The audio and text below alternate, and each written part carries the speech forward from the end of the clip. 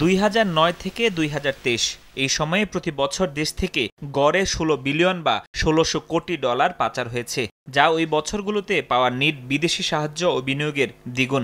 এছাড়া যে কর ফাঁকি দেওয়া হয়েছে সেই অর্থ দিয়ে শিক্ষা ও স্বাস্থ্য খাতের বরাদ্দ বাড়িয়ে দ্বিগুণ করা সম্ভব হতো। অন্তর্বর্তী সরকার দায়িত্ব নেয়ার পর আওয়ামী লীগ সরকারের অর্থনৈতিক দুর্নীতি অনুসন্ধানে গঠন করা হয় শ্বেতপত্র কমিটি। রোববার প্রধান উপদেষ্টার কাছে প্রতিবেদন জমা দেয় সেই কমিটি, যাতে উঠে এসেছে বিগত ১.৫ দশকে হাসিনা সরকারের ভয়াবহ এমন দুর্নীতির ফিরিস্তি।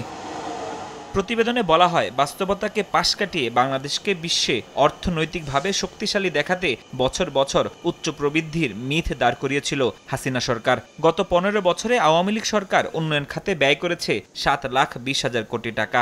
এই খরচের ৪০% বা ২,৮০,০০০ কোটি টাকা লুটপাট করেছে সরকার ঘনিষ্ঠরা।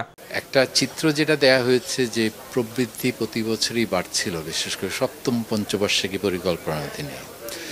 আমাদের ফাইন্ডিং হচ্ছে প্রবৃদ্ধি ছিল না তা কিন্তু না, কিন্তু যেই মাত্রায় প্রবৃদ্ধির কথা বলা হয়েছিল সেটা ছিল না, আর যেই দিকে যাচ্ছিল দিকটা ছিল উল্টো।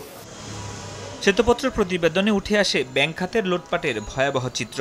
এ খাতে দুর্নীতি ও অনিয়মের জন্য ঋণ কেলেঙ্কারি, প্রতারণা, ভুয়া ঋণ ও ঋণের অপব্যবহারের বিভিন্ন ঘটনা চিহ্নিত করা হয়েছে।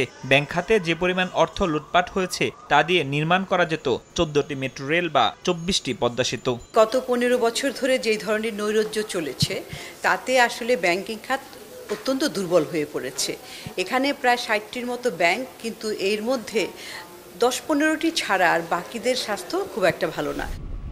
এছাড়া বিদ্যুৎ খাতের দুর্নীতির কথা তুলে ধরে প্রতিবেদনে বলা হয়, খাতটিতে বিদ্যুৎ কেন্দ্রের মালিক ও সরকারের সাথে যোগসাজশে দুর্নীতি হয়েছে।